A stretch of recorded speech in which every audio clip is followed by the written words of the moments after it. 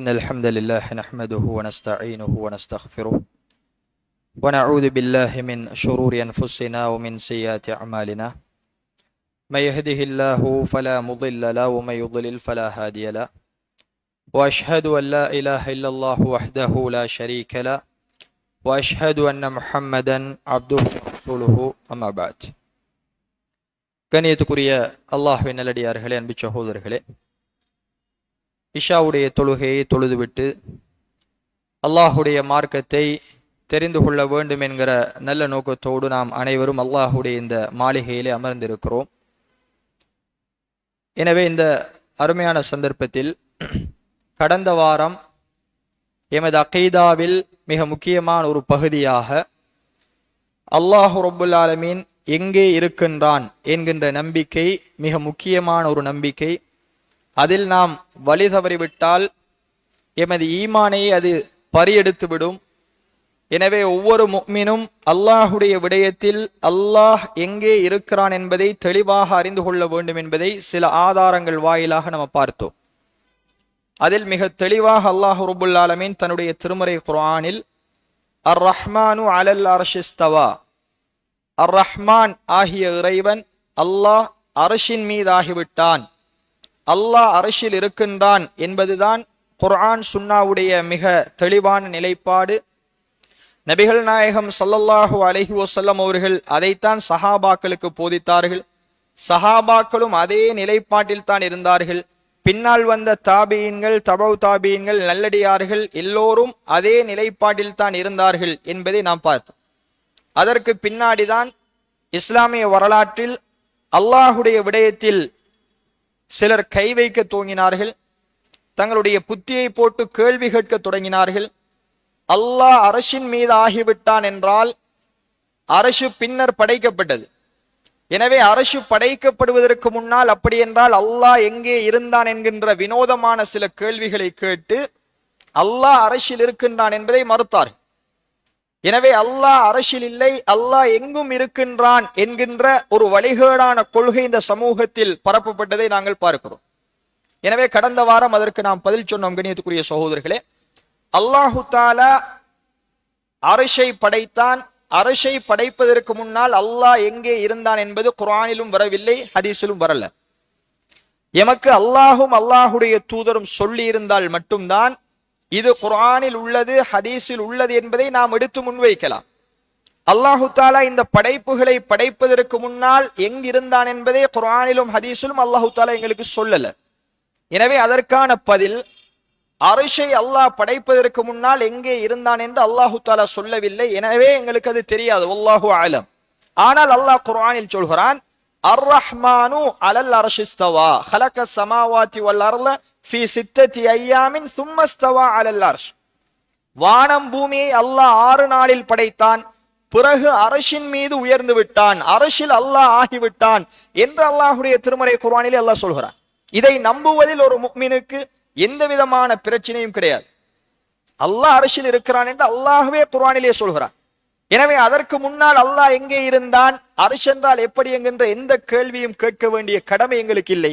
அல்லாஹ் சொன்னதை நாம் ஈமான் கொள்ள வேண்டும். ஏனென்றால் கண்ணியத்துக்குரிய சகோதரிகளே, அதிகமான ஆதாரங்கள் குர்ஆனிலும் சுன்னாவிலும் அதிகமான ஆதாரங்கள் அல்லாஹ் ரப்புல் ஆலமீன் படைப்புகளோடு இல்லை, அல்லாஹ் மேல் உயர்ந்து விட்டான், அல்லாஹ் வானத்தில் இருக்கின்றான், அல்லாஹ் அல் உலு சப்பிஹ் இஸ்ம ரப்பிக்கல் அலா, உயர்ந்த உமது இரட்சகனின் பெயரை கொண்டு நபியை நீங்கள் துதிப்பீராக, தஸ்பீஹ் செய்வீராக என்று அல்லாஹ் குர்ஆனிலே சொல்றான்.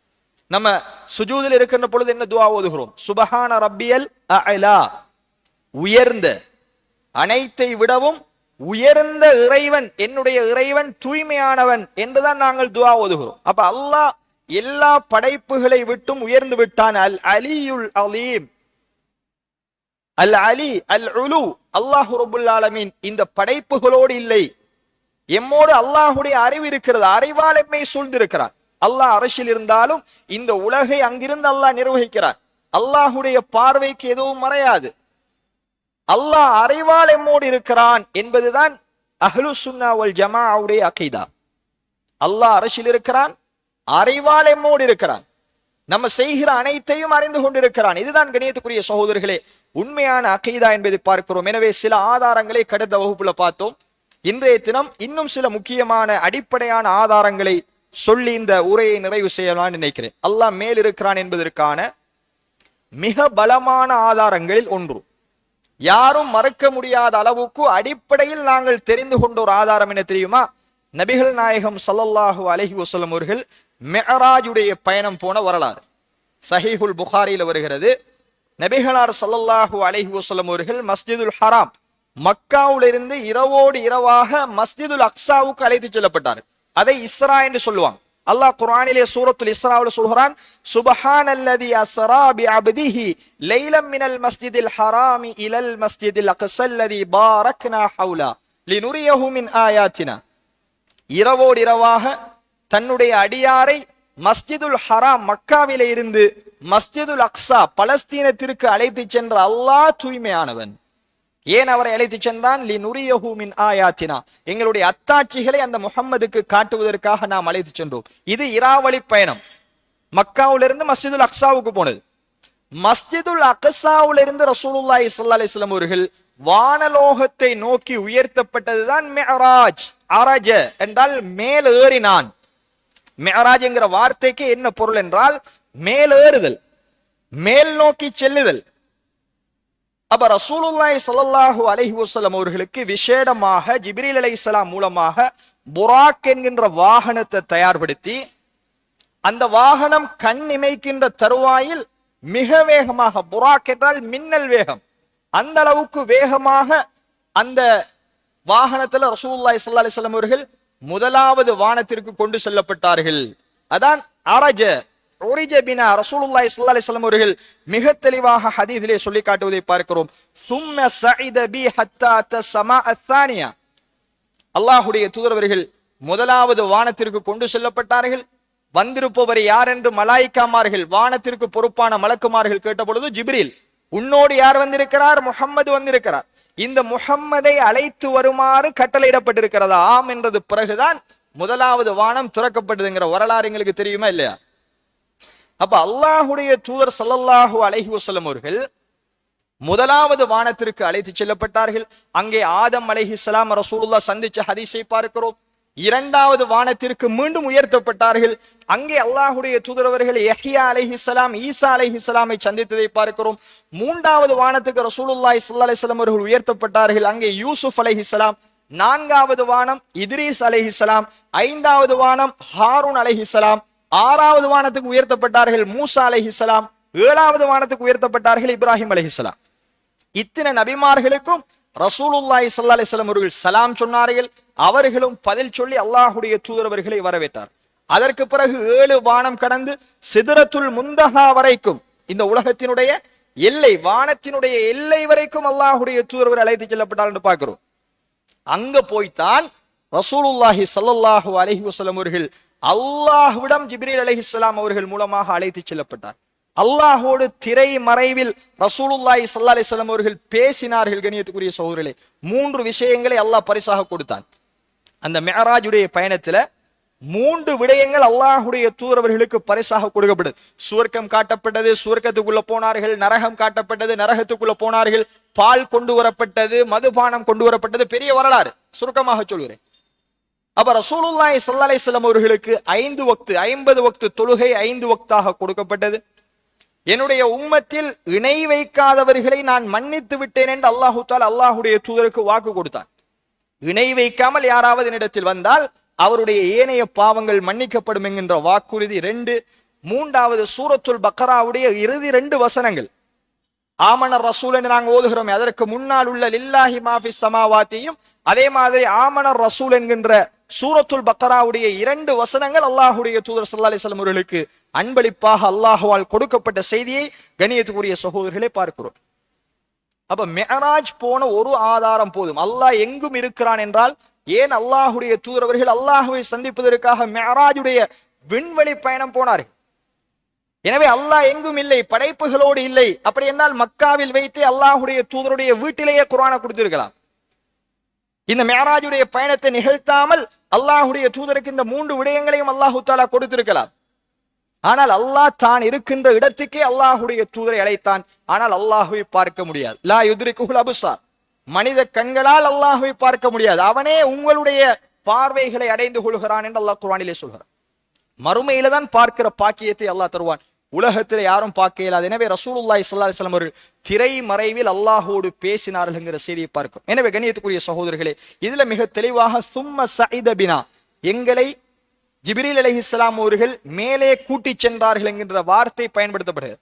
அதே மாதிரி சும்ம உரிஜ பினா, நாங்கள் அல்லாஹ்விடத்தில் மேல் உயர்த்தப்பட்டோம் என்கிற வார்த்தை தெளிவாக ஹதீஸில் வந்திருப்பதை பார்க்கிறோம்.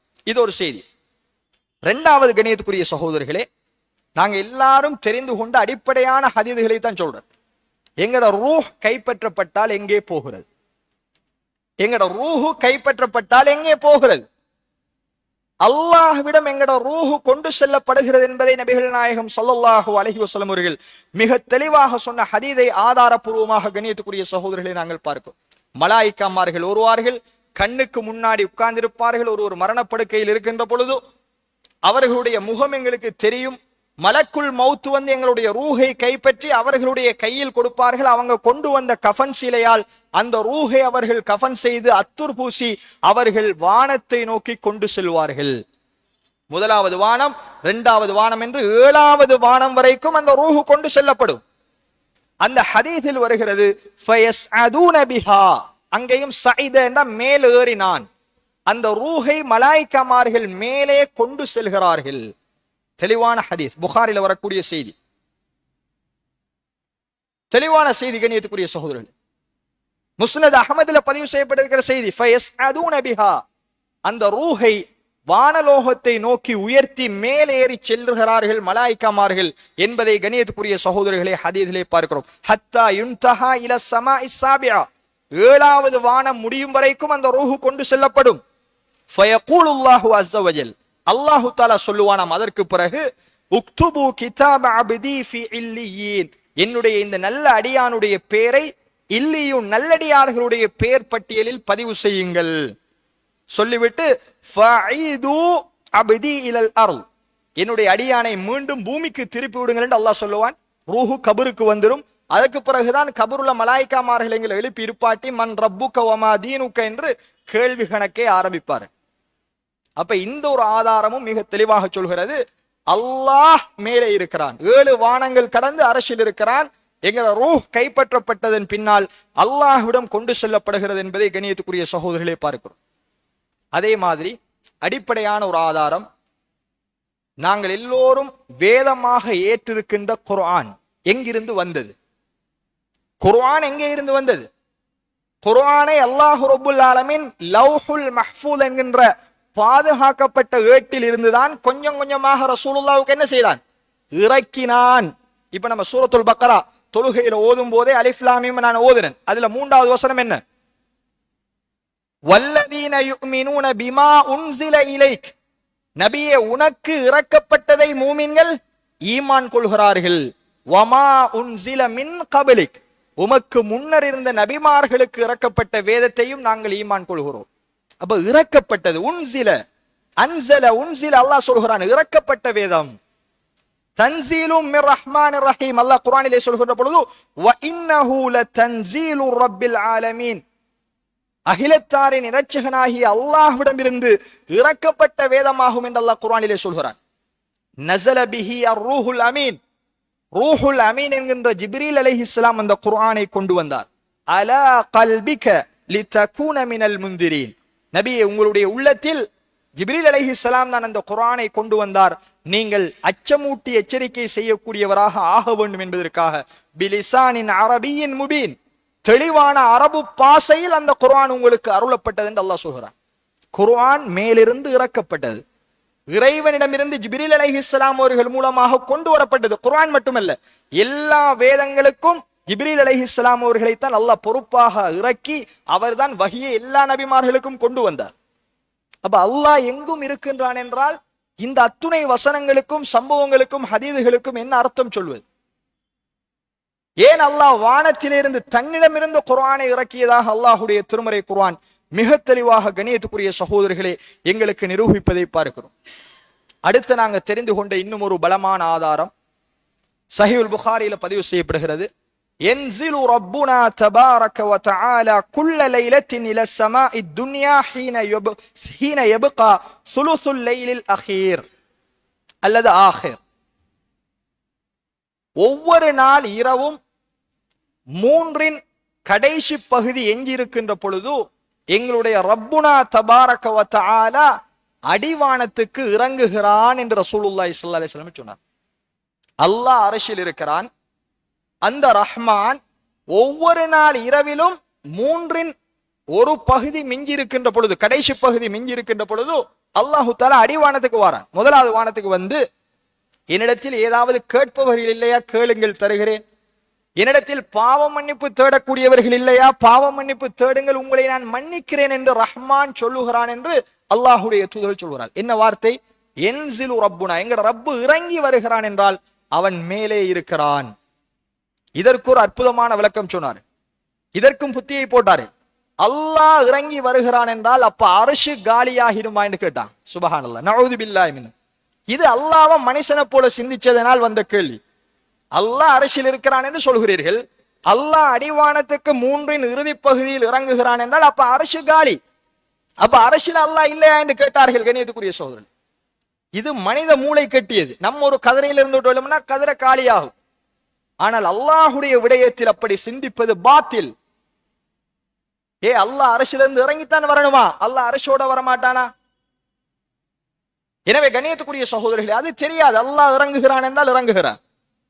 எப்படி இறங்குகிறான், எப்படி வருகிறான் என்பது சொல்லப்படல. நம்ம நம்பிக்கை கொள்வது மட்டும்தான் எங்களுடைய கடமை. எனவே இந்த ஹதீஸும் மிக தெளிவாக அல்லாஹ் ரப்புல் ஆலமீன் மேலே இருக்கிறான் என்பதை கண்ணியத்துக்குரிய சகோதரர்கள் எங்களுக்கு சொல்கிறது. அதே மாதிரி மலாயிக்காமார்கள் மேலேறி செல்கிறார்கள் என்கிற வார்த்தை அல்லாஹ் குர்ஆனிலே பயன்படுத்துகிறான்.